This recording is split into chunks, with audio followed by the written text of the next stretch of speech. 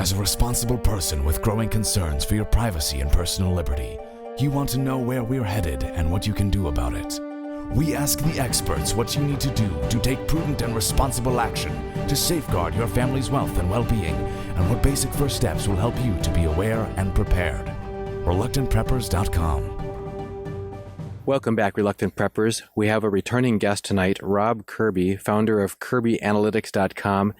He's an experienced futures analyst. He's an expert on the precious metals markets. He's a wholesale precious metals broker. He studies and does proprietary research from his KirbyAnalytics.com site. He's back here with us again on Reluctant Preppers to tell us what is going on and what appears to be about to happen in a big way for the United States of America's economy and for our position in the global economy. Rob, welcome back, and thank you for joining us again on Reluctant Preppers.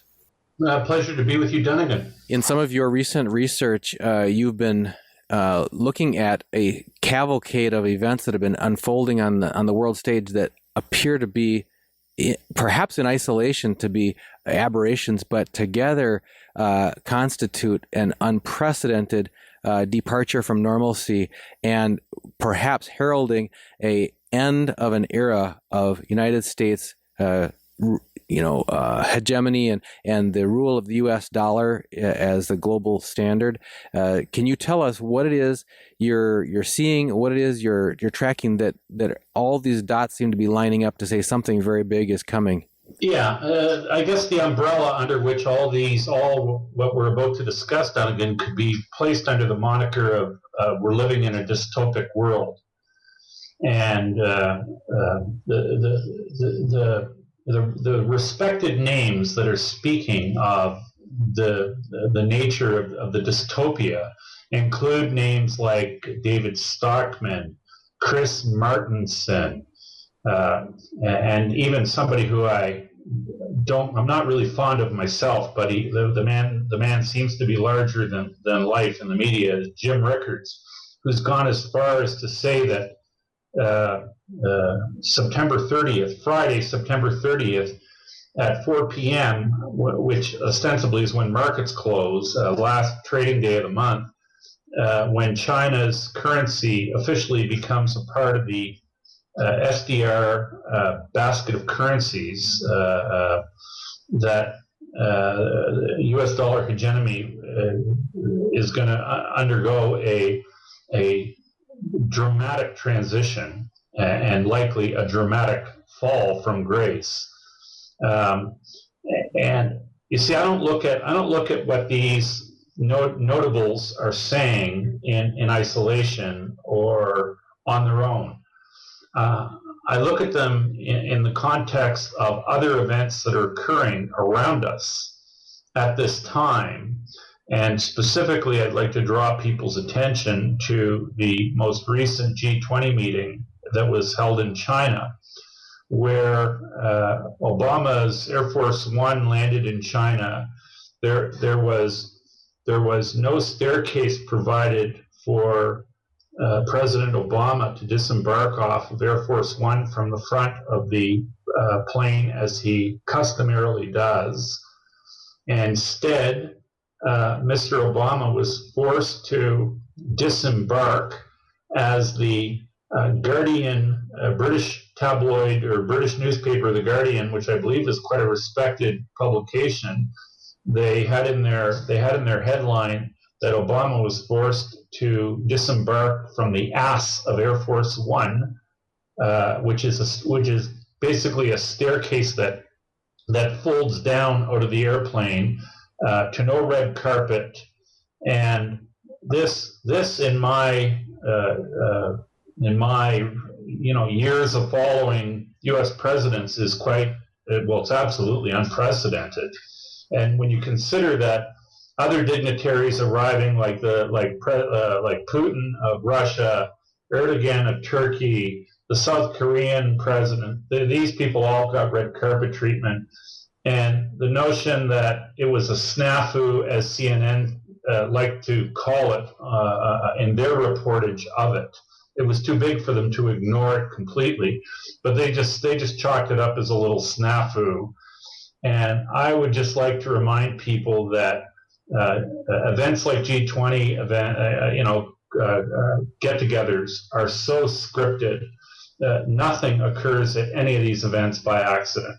And anyone who believes that there was just a snafu, I'd like you to think again, because a message was clearly being sent, and it was exhibiting Chinese disdain for American leadership.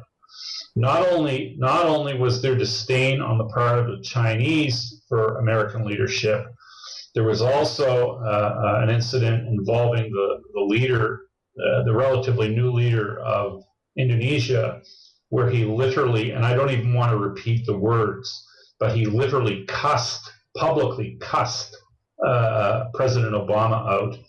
And this again is another unprecedented occurrence, which there's just absolutely no experience of anything like this ever happening in previous times regarding a sitting U.S. president.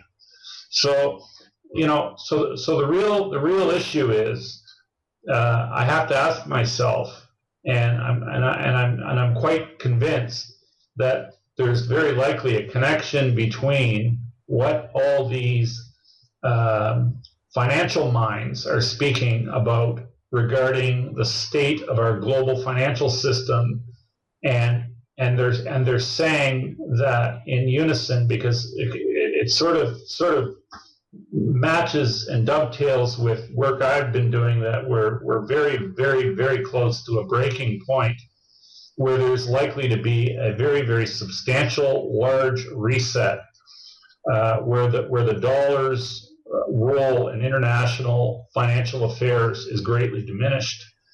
And if foreign leaders have been versed on the coming change, this would actually, at least in my mind, would explain why they have such disdain for the misguided stewardship of global finance that American leadership has exercised as the steward of the world's reserve currency. And my feeling is that it's very likely that the lack of respect being shown to American leadership is a direct result of foreign leaders being likely at this point very versed on dramatic coming changes in U.S. dollar hegemony and the resulting difficulties it's likely to cause, the ripples or the waves it's likely to cause throughout global financial markets. And you see, I don't think these things are unconnected. I think they're very connected, and I think this is call it it's a way to measure current events. Basically, it's a thermometer on the heat in the oven of current events that we're currently witnessing is very likely accurately measured through the level of disdain that's being shown by foreign leaders towards American leadership.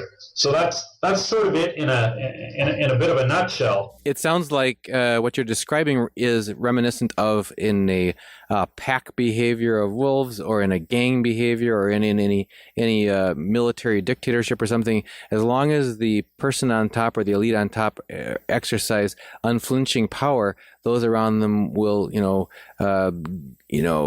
show subservience, show obedience, that kind of thing, at least outwardly. But once there's weakness smelled and blood is in the water, then there's this emerging boldness on the part of other contenders. Do you see this as expressions of resentment against the U.S. for having mistreated and played an arrogant role, or do you see it as actual positioning?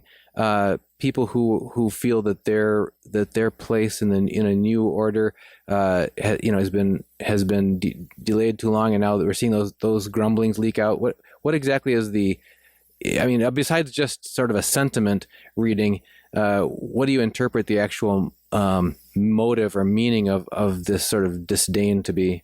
Well, let me give you a very specific example of just the very nature of what it is that I think foreigners are absolutely sick and tired of.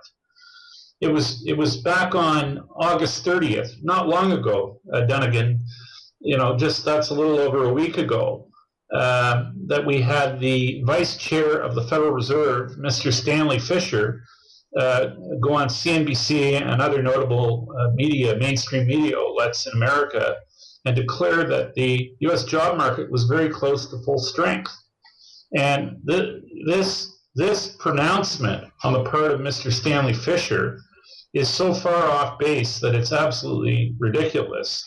And you see, people are getting very, very sick and tired of the lies and the cooked data that comes out of America, where leadership keeps trying to tell and convince people that the economy is doing great, and that the jobs picture is never looked better.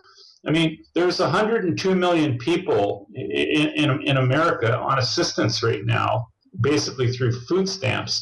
We have a reported unemployment rate of under 5% in America, and I'm sure your listeners would be well aware of the name John Williams at shadowstats.com, and he has a ShadowStats equivalent measure of unemployment, which basically it measures the unemployment rate the same way as data would have measured it back in 1980.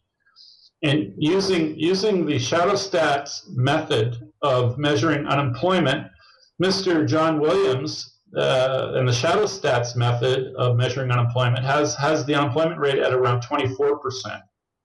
So, the difference between what officialdom in America is saying the unemployment rate is, under 5, and the reality, if you measured it in constant terms, as in the way it was measured in 1980, we currently have an unemployment rate America has an unemployment rate of 24%.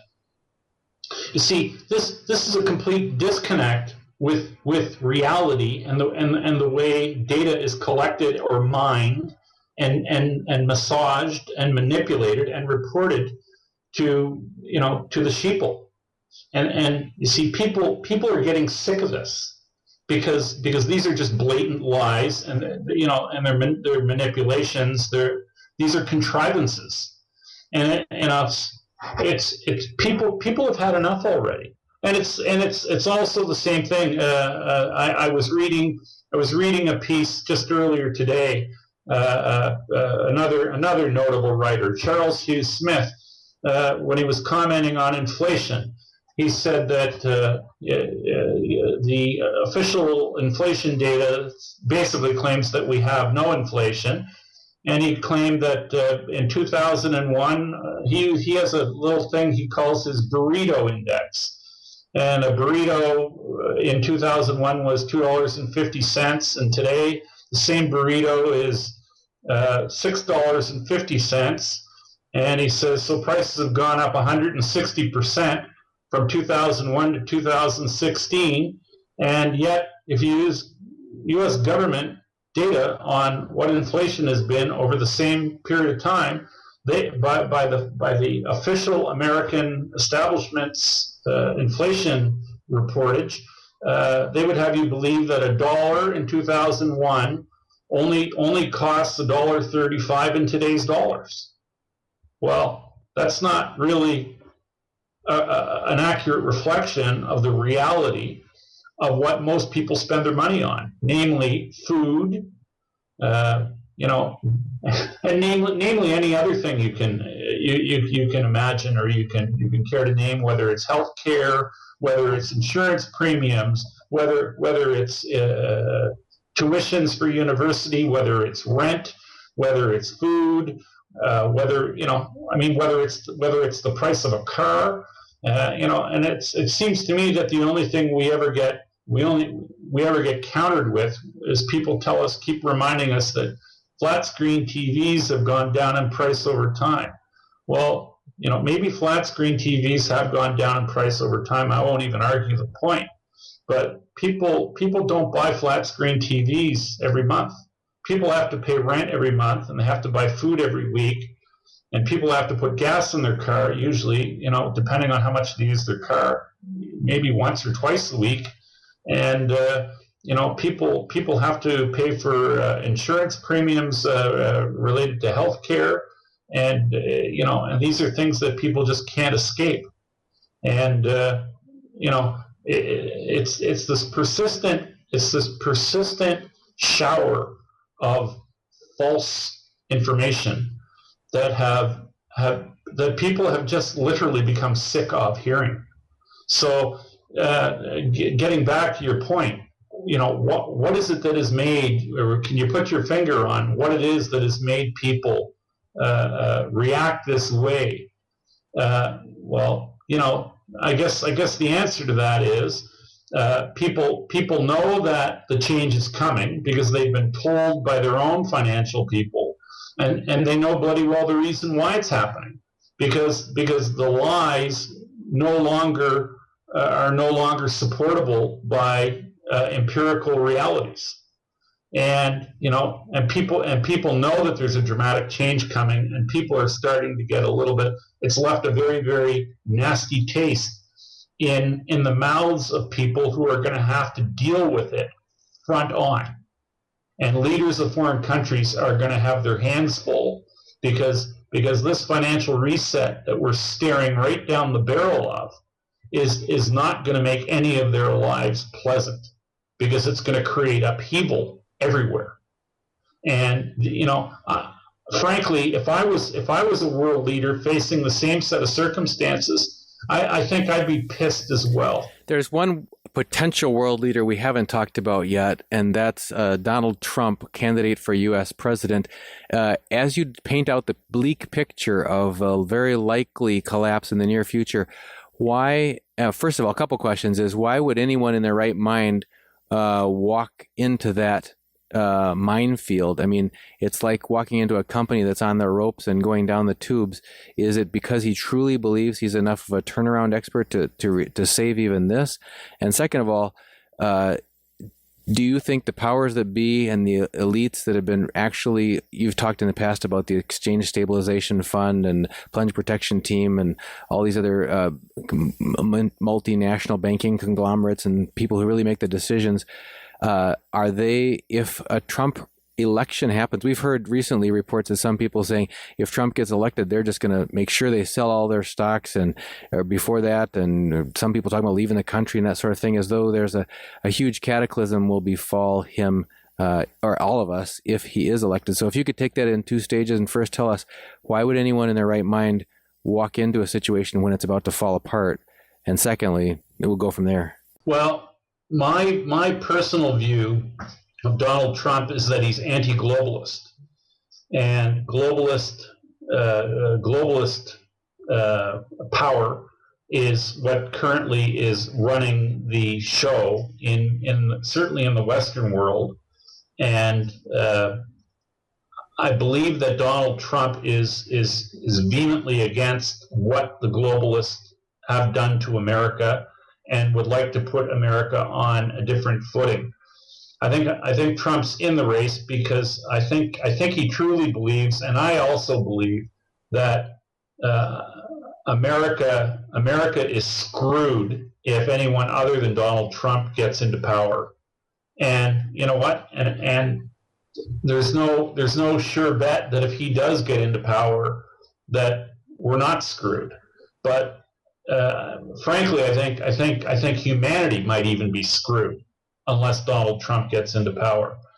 Because Donald Trump, I don't believe, is going to allow America to continue on this path towards this globalist wet dream of one world government, one world currency, because the treaties that are leading to that conclusion, Trump has been vociferously anti them. and has said that he would rip them up and not allow these treaties, which really aren't, or these trade agreements, which really are treaties, which really are concessions of sovereignty of any country that is a signatory to them. And Trump is a patriot and believes in America, and I think he really believes in what America formerly was. And because I don't think America is what it formerly was in its current incarnation. I mean, America is very far off the rails right now, and I think Trump is well aware of it, and I think he wants to, because he is a patriot. I think he wants to and cares very much about his country and wants to see the situation and the condition of America righted. And I think the man's accomplished probably everything else that is meaningful in his lifetime. And I think America has meant a great deal to him in allowing him to achieve such amazing personal wealth and good fortune, that I think the man actually cares and wants to give back, because I don't really think there's another mountain for Trump to scale, and I do believe the man's a patriot, and I do believe that the man, I believe he cares deeply about his country, and I think he is absolutely anti-globalist, which I find refreshing, and I find that personally as a good enough reason to support. So that's my view on Donald Trump. And I'm not saying Donald Trump is even cut out to be a great president. I mean, from what I've heard of Donald Trump is that if he does get to be the president, I think he's on record saying he only wants to do one term. He'd try and correct a lot of what's wrong and get out of Dodge. Whether that's the case or not remains to be seen, because I personally have my sincere doubts whether the globalists will ever allow him to come to power, and even if it means getting rid of him by assassination or whatever. Yeah, I think that's a credible concern. I mean, if Trump is an avowed enemy of the power systems of corruption and all of these unhealthy, dystopic, anti-American, anti-common person policies and corruption that are in the vested interests of the power of the existing power structure to maintain, if he's so anti-establishment, what is a likely scenario? I mean, those systems have persisted across different administrations from different political parties. They're not going to go down without a whimper. I mean, what chance does an individual have? Is it a populist backing that he would have from so many people, like you say, not only within the U.S. but across the world, who are fed up with the lies and the corruption that would basically give him the backing that he needs to actually make the changes that would be necessary? Yeah, no, I do believe that the whole Trump phenomenon is very similar to the nationalist sentiment that showed itself in the Brexit vote recently in Britain, where the Britons were voted to leave the clutches of the Euro machinery and to move forward on their own as a sovereign entity, as in Great Britain. And the Brexit vote was a stamp that this globalist movement has certainly hit speed bumps, and I believe that the Trump phenomena in America is much bigger than Trump. Trump is the embodiment of the nationalist sentiment rising in America, and Americans.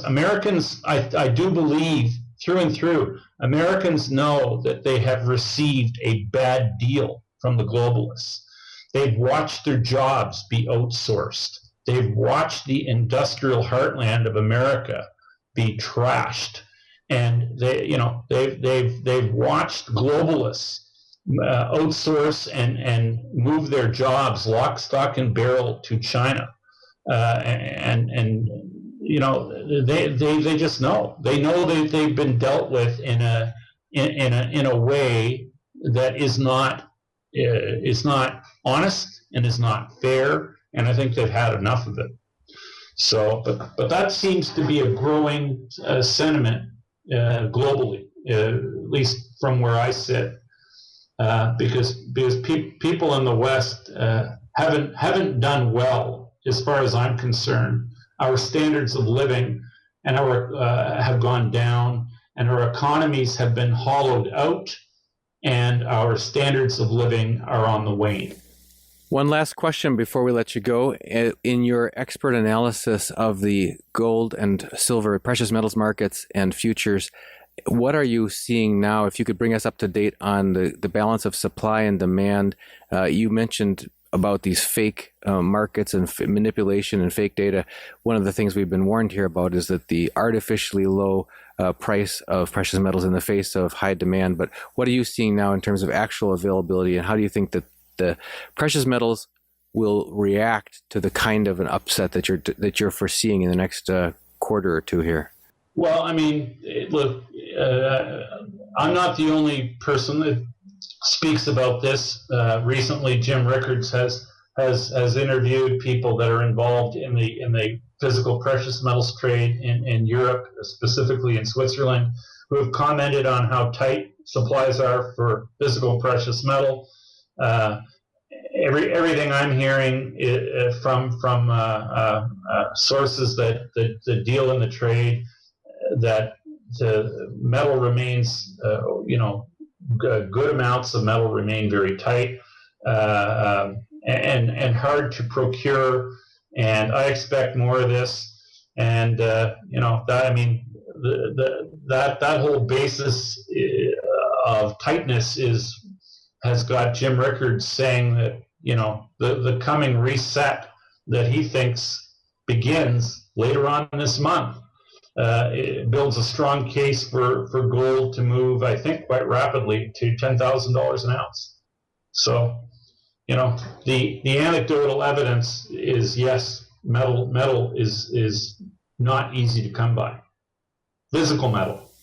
Well, Rob, before we let you go, is there any final thoughts you have for us? You've painted that picture on the populist and nationalist sentiment rising in opposition to abusive, perpetual abuse by globalists. It just reminds me of the preamble to the Constitution and the preamble to the Declaration of Independence, where they're talking about all these litany of abuses.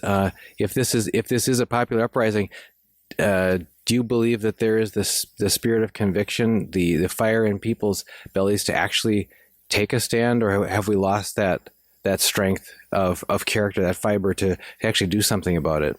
The answer to that question might best be answered by what the outcome is regarding American dealing with the emerging issues regarding the Clinton Foundation, and whether or not this person, Hillary Clinton, is going to be brought to justice for what is, at least I don't know, by any rational person's assessment, there has been a great deal of criminality associated with the Clinton Foundation and with literally what amounts to very documentable treasonous activities that have been conducted in the name of the Clinton Foundation, where the Clintons have benefited enormously personally, and these are all more and more details regarding the kind of activities that the Clinton Foundation has actually been involved in. More of this begins to be exposed every day through the release of more emails, missing emails that Hillary didn't turn over initially.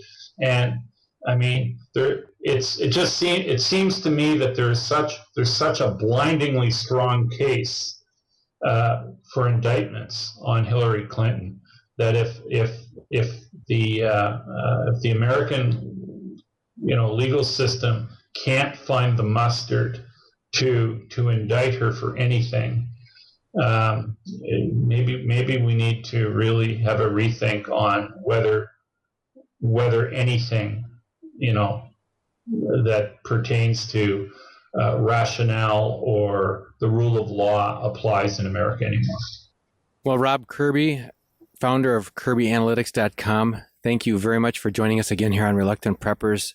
It will be extraordinarily eventful, has been already this entire presidential election season this year, economically, politically. We'd love to have you back again. If the ability still presents itself a month from now or so, we'd like to have you back again and see what we can check in on you with you and see what you're seeing at that time. And just thank you again for joining us here on Reluctant Preppers. My pleasure being with you, Donegan.